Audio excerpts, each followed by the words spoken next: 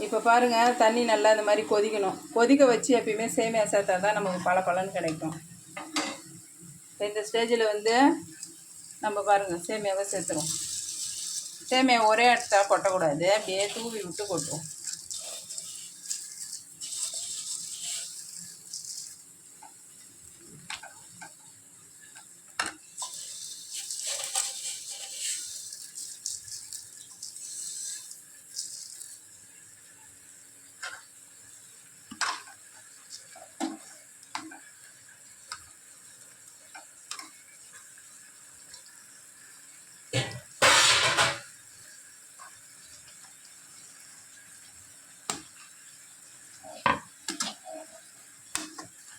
இந்த தண்ணி வந்து நல்லா இழுக்கணும். இழுத்து தான் ஒரு 5 நிமிஷம் சென்று வந்து இந்த இதை திறந்து பார்த்தோம்னா